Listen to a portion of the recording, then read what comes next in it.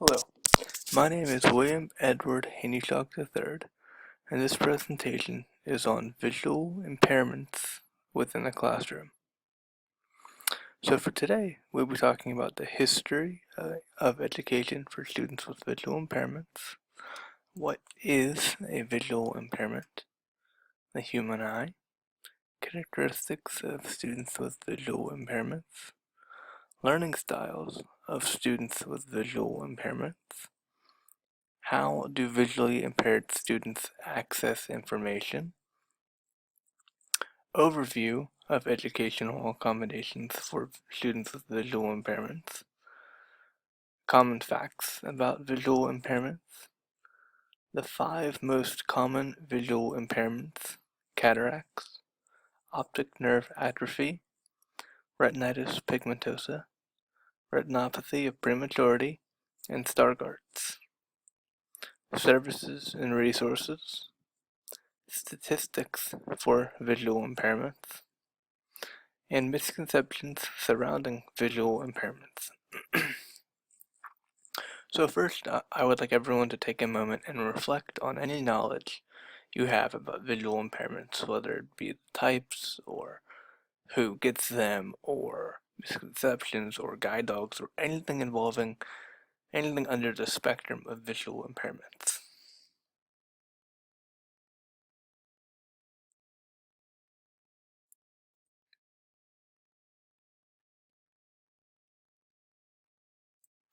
So for the history of education for students with visual impairments, in 1784, the first school for the blind was established in Paris, France, by Valentin Huot. In 1829, Louis Braille published an expansion of his embossed code, Braille, which was inspired by Charles Barbie. The story of Louis Braille was when he was young, he was working in his father's leather shop. Um, while playing with a toy, he punctured his eye with a leather um, tool, and weeks later, an infection spread to his other eye, causing total blindness. Before Braille, there was a raised letter system used in schools for the blind, but they were not as efficient as Braille. It would take weeks for someone to finish a chapter of a book, let alone the entire book itself. Could take even years. It was very inefficient and very ineffective. In 1893, children 0 to 22 who were blind received an education. Before then, all they did was receive education within the private schools for the students who were blind.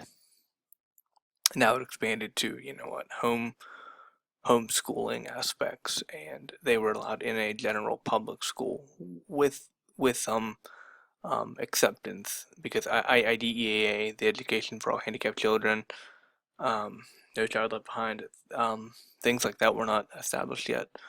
So it was very hard for a child who was blind to get an education in a public school, but it still happened nonetheless.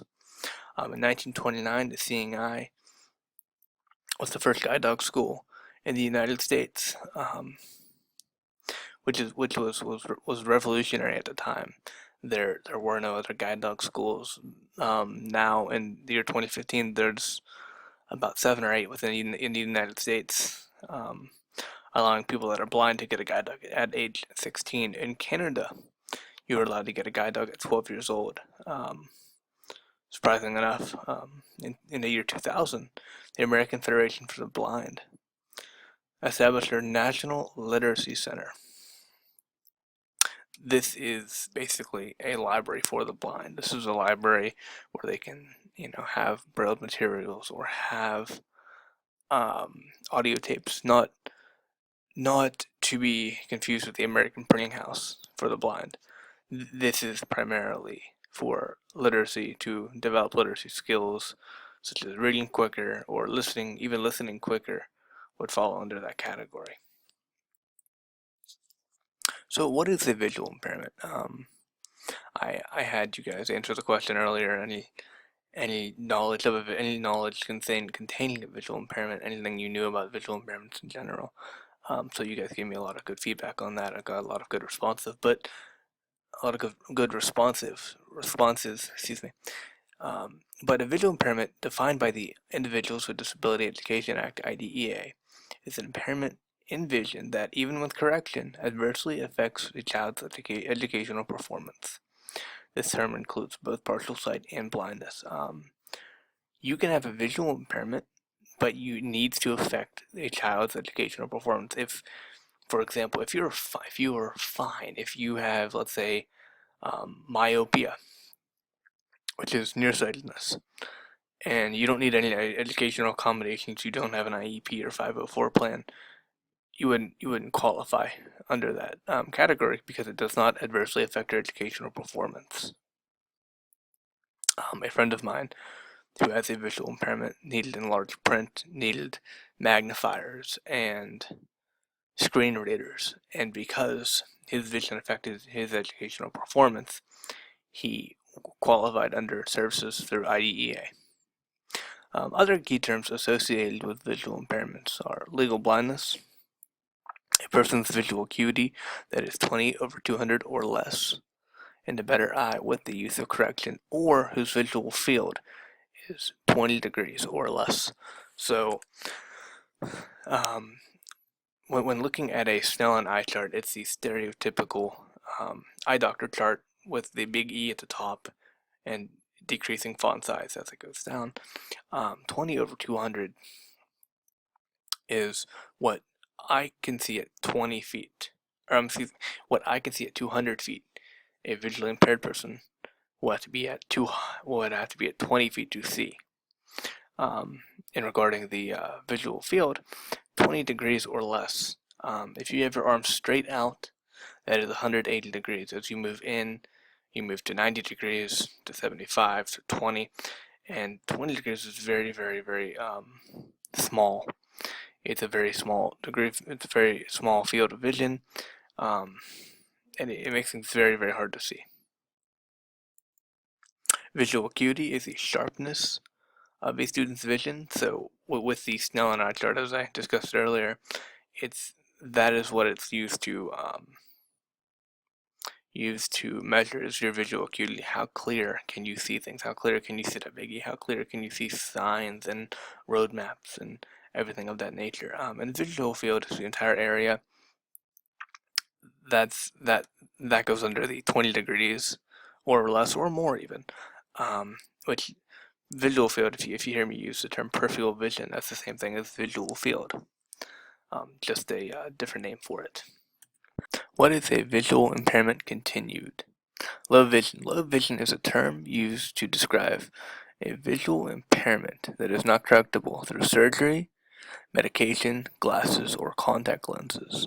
Just to clarify, if you wear glasses, it doesn't mean that you have visual impairment. A visual impairment, at least under IDEA, is only when it adversely affects the student's performance to do activities within a classroom. People wear glasses all the time for reading and driving and even protection for contact sports. Types of blindness. Total blindness is when a student receives no useful information through the use of vision or light perception. There are people out there who are blind who can still see light.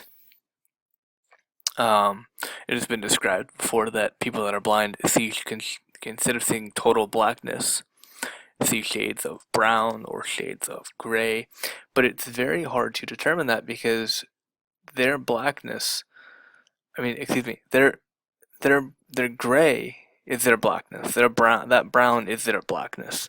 They don't have any other way to describe it, but the stereotypical I only see black because they wouldn't know what colors are. They wouldn't have the background information of colors unless you've lost your vision advantageously, which is acquired. Functional blindness is when a student uses limited vision for functional tasks. You may be blind and read Braille, which is fine, but you may not use Braille for everything. You may read a large print sign. You may read using large print, extremely large print, 72-point font print, instead of using Braille for certain activities. Braille is great, but it's inconvenient for certain activities within everyday life. So now we're going to talk about the human eye. To understand vision, we need to understand how vision works. So you can see my model of the eye here. We have cornea, iris, lens, ciliary body, the choroid, the macula, the retina, the optic nerve, the sclera, and the zonules.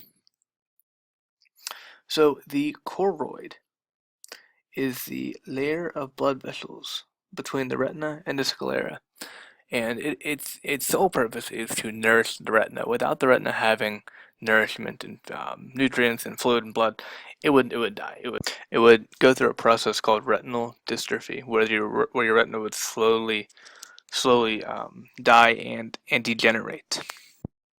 The ciliary body is the tissue located between the iris and the choroid, which contains the ciliary process, which produces the aqueous humor. The aqueous humor is the jelly-like substance within the front of the eye, and it also contains the ciliary muscle, which allows the eye to change shape for accommodation for much like the lens. The lens also changes shape for distance and near tasks, and it provides for sharper and more clear vision. The cornea is a clear tissue covering the front of the eye, where light rays first enter the eye. The iris is the colored part of the eye, made up of two muscles that control how much light enters the eye by adjusting the size of the pupil. On my diagram here, there is no pupil, but your pupil is the adjustable hole in the center of the iris, that allows light to enter. It is the black dot in the center of your eye. The zonules is a muscle that holds the lens in place. It's the brace, it's the support and structure for the lens. The sclera is the protection of the eye. It covers up until the cornea. So the white part of your eye is considered the sclera, and all it does is protect the eye, protect the back of the eye, and even up until the front of the eye. The retina is the innermost layer of the back of the eye, comprised of light-sensitive cells called rods and cones, and it turns these rods and cones into light impulses, which are sent to the brain through the optic nerve. These light impulses are used are used to make images, or used to make and develop these images into your brain. The optic nerve is basically the carrier pigeon of these images to your brain. The macula is a hole for the optic nerve to come through. The problem with the macula, some people can have what's called a pigment spot on their macula, and so all it is a tiny spot on your macula, and it produces a black spot for your vision, and it makes it very hard to see, so the entire image cannot pass into the optic nerve. Characteristics of students with visual impairments. Most students with visual impairments will have all of these.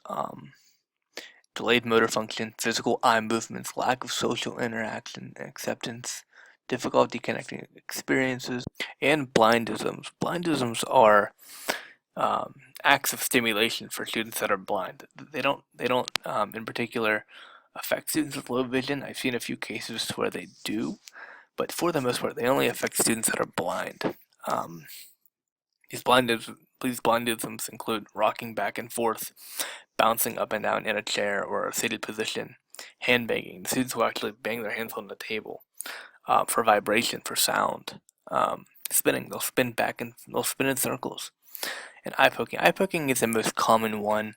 They'll literally poke their eyes, not hard, not to cause pain, but for the light stimulation, it'll produce a